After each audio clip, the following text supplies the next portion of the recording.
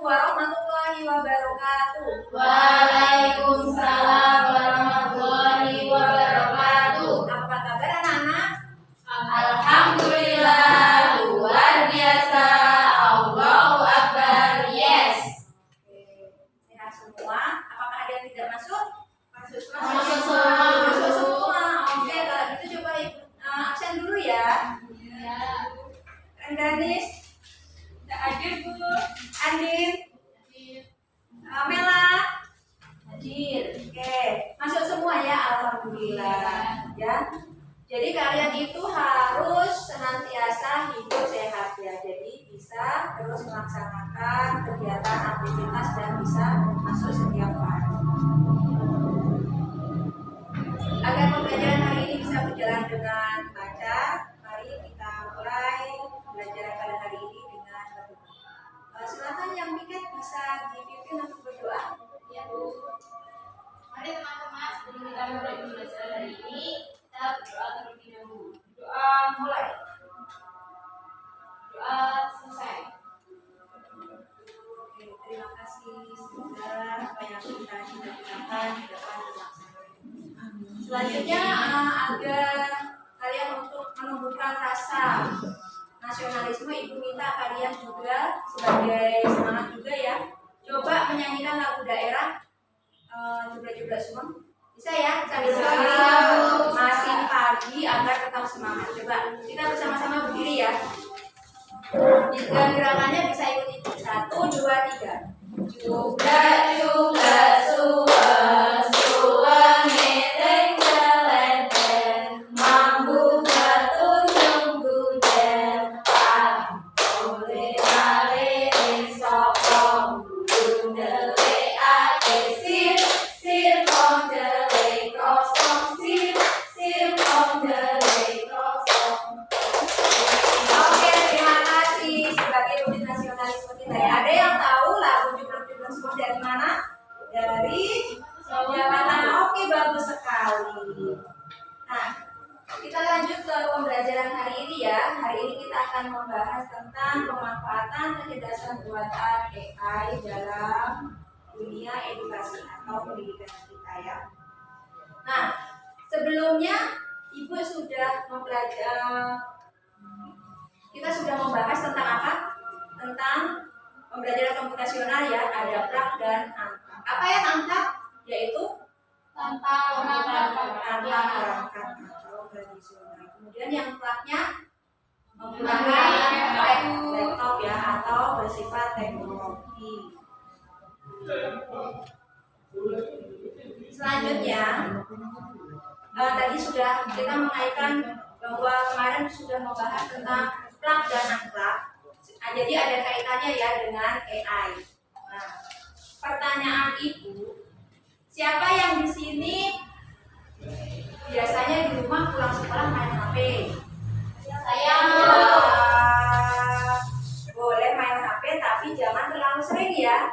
Kalau bisa dibatasi, kemudian HP itu juga digunakan untuk membantu kalian dalam mengerjakan tugas. Biasanya bagaimana kalian mengerjakan tugas? pakai ChatGPT Itu salah satunya ya, menggunakan ChatGPT. Sebelumnya kalian mencoba-coba sendiri atau tahu dari mana itu? Dari teman ya? Dari teman. Dari TikTok. Nah, kalian tahu nggak bahwa semua yang kalian gunakan itu dinamakan apa? AI atau kecerdasan buatan, kecerdasan artifisial. Jadi kira-kira sangat bermanfaat atau tidak AI itu? Bermanfaat ya, sangat bermanfaat. Oke, kita bahas dulu. AI adalah teknologi yang memungkinkan mesin berpikir, belajar, dan membuat keputusan layaknya manusia. Contohnya apa? Seperti plak ya. Kita biasanya kalau sekarang itu sudah ada pendingin, dulu pakai kipas ya. Sekarang AC cukup pakai remote, sudah bisa sambil tiduran, tidak perlu pakai kipas. Kita tidak perlu capek. Selanjutnya, mengapa era dalam pendidikan? sangat berfungsi ya, sangat berguna karena dapat meningkatkan efisiensi pembelajaran, memberikan pengalaman belajar yang dipersonalisasi dan membantu guru dalam berbagi tugas.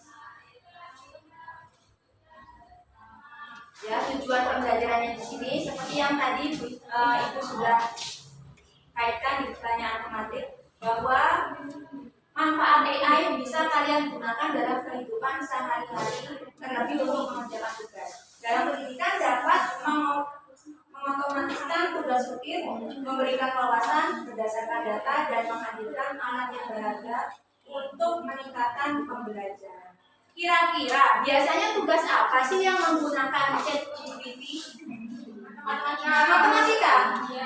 Bisa dia menghitung 2 kali 5 berapa itu bisa ya? Bisa. Hebat sekali, luar biasa. Nah itu ya kelebihannya AI memudahkan kita untuk mengerjakan tugas. Tapi kira-kira ada nggak minusnya anak-anak?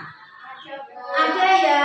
Seringkali kita menjadi malas berpikir dan mengandalkan teknologi. Kira-kira apakah selalu jawaban ChatGPT atau AI itu selalu betul? Tidak ya, seringkali juga ada salahnya. Karena apa? Karena itu biasanya data yang dia serap.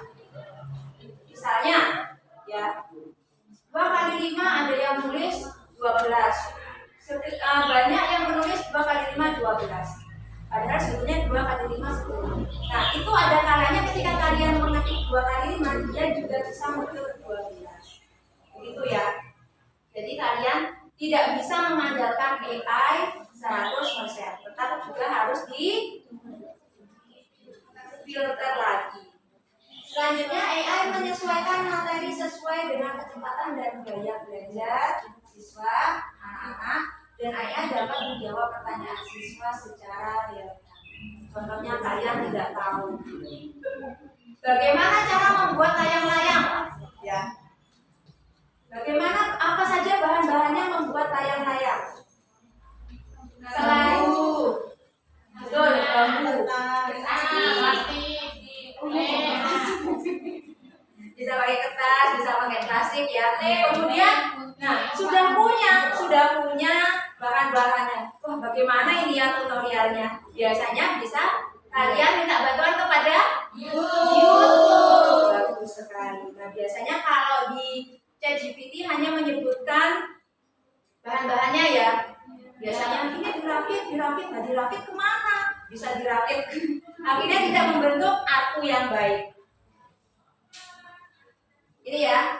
Jadi AI itu juga bermanfaat di banyak bidang. Contohnya ada di bidang lingkungan, pendidikan seperti yang kita terapkan sehari-hari dalam ketika sekolah, ada logistik dan bidang keuangan.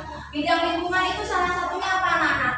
Seringkali kita, contohnya ya, kalian mau ke Blitar Park. Biasanya kalian kalau berangkat itu sama orang tua. Nah, tiba-tiba kalian janjian dengan teman-teman, yuk kita ke Blitar Park, yuk. Gitu. Tapi saya tidak tahu di mana. Nah, kita bisa memanfaatkan AI dengan apa anak-anak biasanya? Menggunakan Google Maps. Nah, di situ nanti ada rutenya. Kalian tinggal mengikuti apa yang diinstruksikan. Belok kanan, belok kiri. Kemudian tiba-tiba tujuan Anda sudah sampai. Selanjutnya, bidang pendidikan seperti yang tadi sudah banyak kita bahas ya. Perkalian, matematika itu tadi. Ada juga apa tadi? Bahasa Indonesia. Apakah ada mata pelajaran yang tidak menggunakan AI? Ada? Semuanya bisa ya.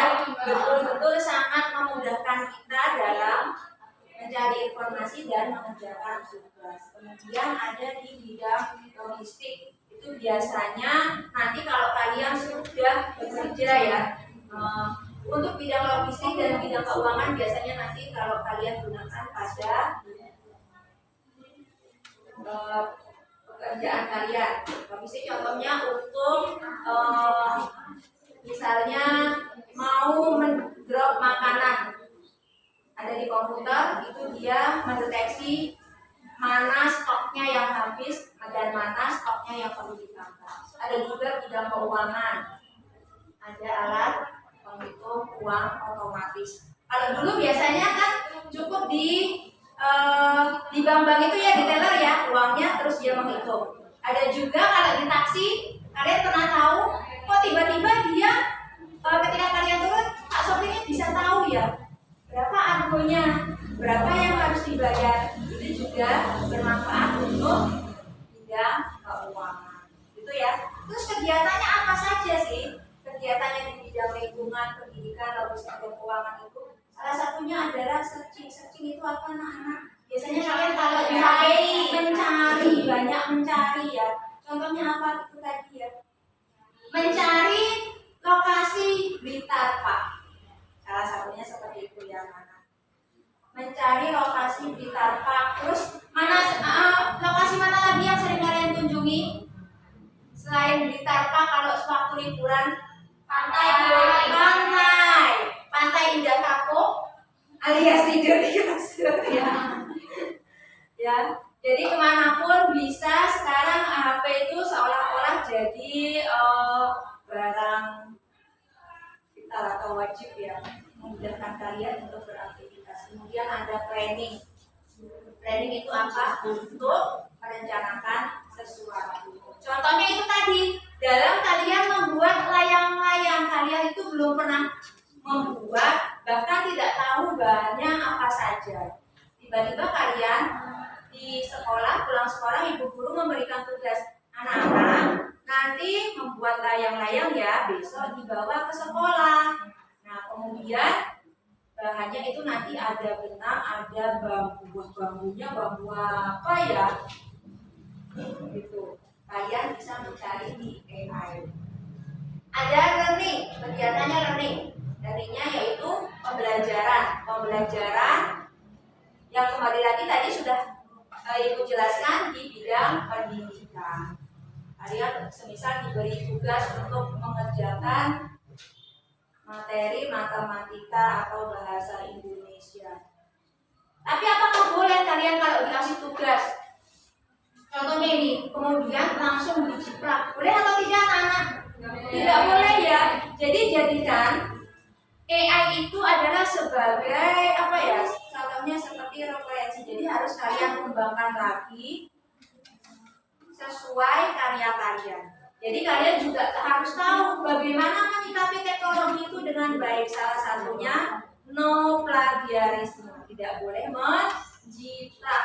Harus tetap kalian mengembangkan karyanya masing-masing.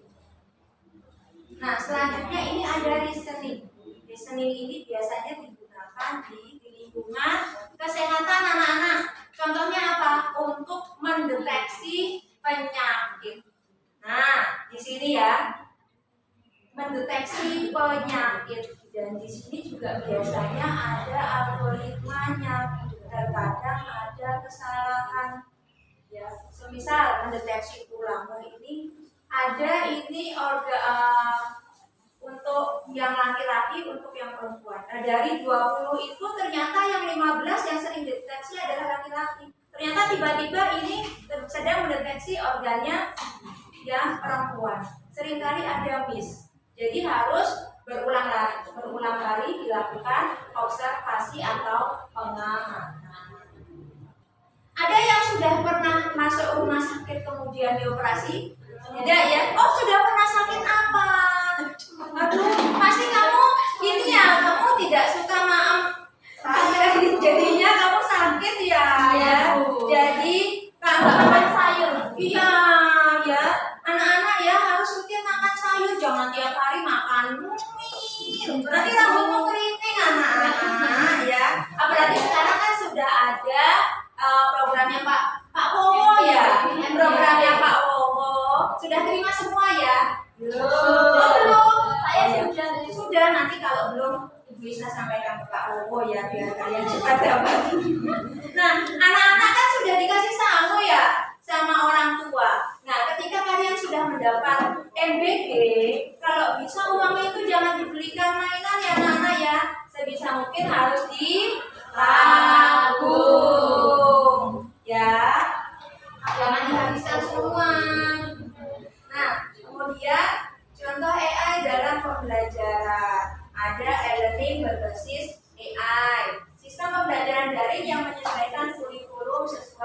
perkembangan siswa. Anak-anak masih ingat saat kita COVID ya? Belajarnya di rumah semua ya? Iya. Itu adalah salah satu manfaat AI juga, yaitu dengan pembelajaran e-learning. Apalagi kalian nanti kalau sudah dewasa, kemudian kalian di Blitar, kemudian mau kuliah, saya mau kuliah di luar negeri, tapi masih jauh, itu nanti bisa memanfaatkan AI ya. Jadi kuliahnya secara daring. Ada lagi aplikasi deteksi kesulitan belajar, menganalisis data siswa untuk mengidentifikasi kesulitan angka. Jadi ketika kalian mungkin ada penjelasan dari Bapak Ibu guru yang kurang dipahami, atau mungkin tadi apa ya, mau tanya temannya malu, nanti saja saya lagi di rumah kemudian membuka AI atau bertanya pada ChatGPT. Apa lagi? Biasanya tanya Cici rumahnya mana? Tetangga saya. Oh, tetangga. Saya kira yang jualan bakso. Ya. Ada lagi AI itu bisa sebagai evaluasi dan penilaian. Nah, biasanya kalian nanti ya, kalian diminta menjadi saat lomba, kalian diminta menjadi juri atau mungkin saat pemilihan ketua kelas. Nah, nanti karena siswanya kan satu kelas ada 30 ya, daripada menghitungnya susah, kalian bisa menggunakan penilaian AI. Deteksi plagiarisme. Nah, pembuatan soal ujian otomatis atau deteksi plagiarisme yang tadi Ibu katakan, kalian dalam menggunakan AI juga harus bijak. Salah satunya apa? No plagiarisme. Ketika kalian mendapat tugas, maka kalian tidak boleh semata-mata, oh jawabannya ini, tak pindah saja langsung di copy. Ya ini tadi ya untuk penerjemah AI bahasa isyarat.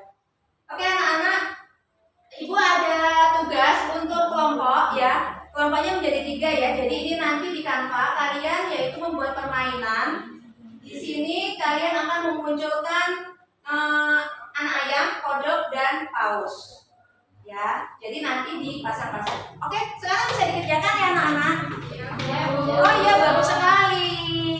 Oh iya sudah bisa ya. Bisa. Oh iya ini begini ya, begini. Nah bagus ya. Iya bagus sekali. Nah sekarang Ibu minta perwakilan satu kelompok ya untuk maju mempresentasikan tugas kalian. Silakan. Iya. Oh maksudnya satu anak ya mewakili kelompoknya. Coba Andin bisa maju.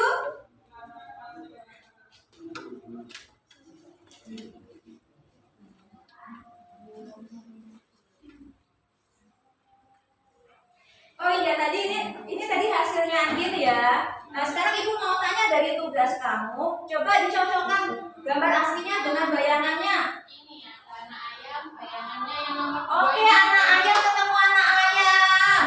Terus yang kedua ada kata. Ada kata. Bayangannya yang paling Oke. Kemudian ada paus, bayangannya yang paling atas. oke, bagus. Terima kasih tepuk tangan untuk Andin. Ya, jadi ini salah satu manfaat AI ya. Kalian bisa berkreasi dalam mengerjakan tugas. Bisa. Apalagi kira-kira serigala boleh. Gajah boleh ya. Jadi suka-suka kalian ya.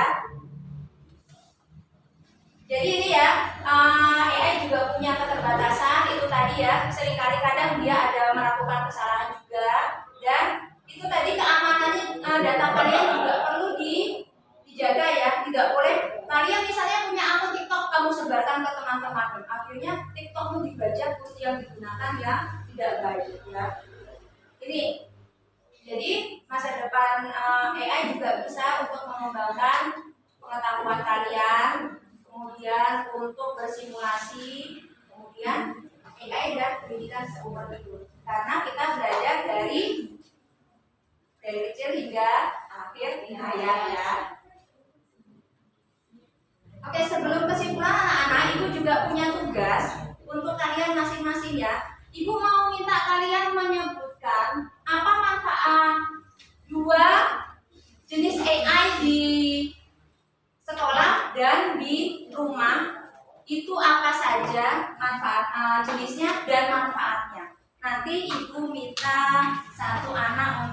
maju. Ini ya, satu-satu dibagi ya. Ini.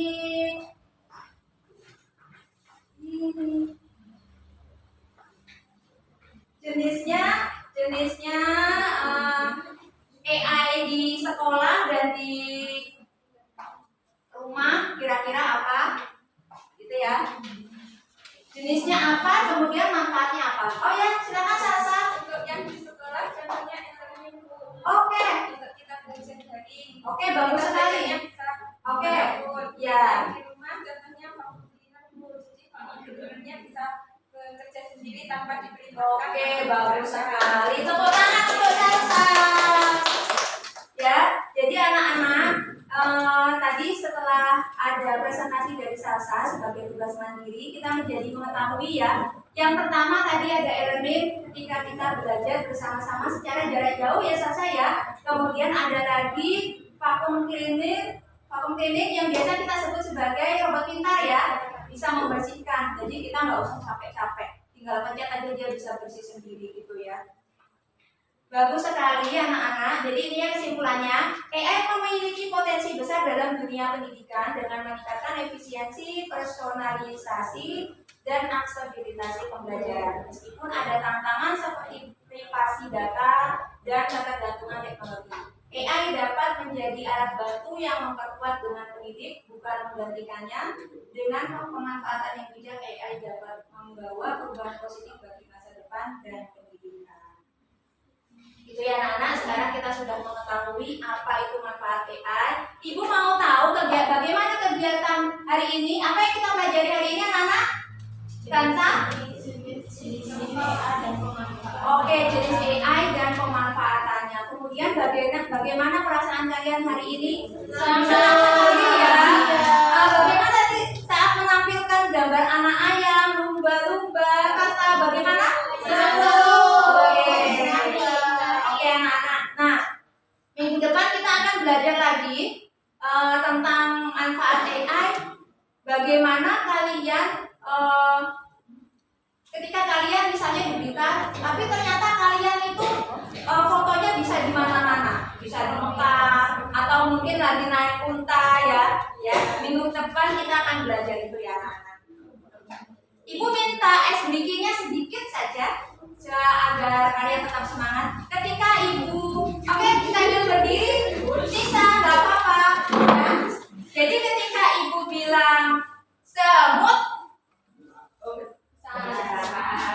gajah kecil, kemudian cacing panjang, cacing. Tapi ketika cacing pendek, tapi tangan kalian panjang ya. Ular panjang. Oke, kita coba ya, konsentrasi. Semut kecil.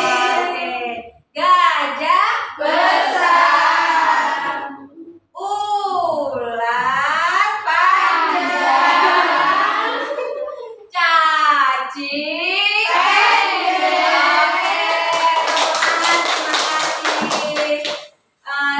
Suara pembelajaran ini sangat menyenangkan dan bermanfaat bagi kalian. Dan sebelum kita tutup, mari kita berdoa terlebih dahulu. Yang pikir bisa dibantu berdoa ya. Ya, untuk mengakhiri kegiatan pembelajaran, teman-teman, mari kita berdoa. Doa mulai, doa selesai. Alhamdulillah. Baik, terima kasih dari Ibu.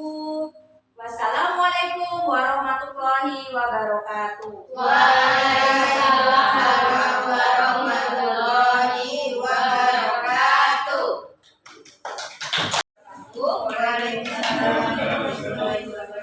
Saya sebagai orang profesional ya, untuk kegiatan pembelajaran yang disampaikan oleh Misna itu sudah bagus, sudah ada speaking, diawali dengan doa, penyampaian materinya yang bagus, interaksi dengan murid juga sudah ada. Cuma ini tadi yang perlu menjadi catatan buat saya untuk waktunya. Oh ya. Agak kelebihan sedikit, 24,23 ya. Untuk tadi ada pembagian kelompok untuk tugas kelompoknya sudah bagus ada, cuma masih kurang evaluasi gitu. Oh ya. Jadi, evaluasi itu sudah